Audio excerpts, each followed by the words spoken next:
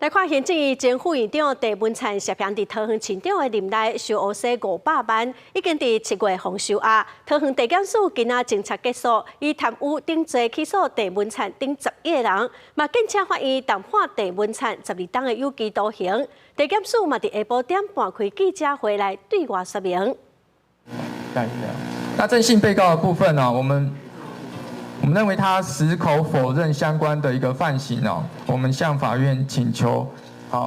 从重量刑，希望能够量处有期徒刑12年哦。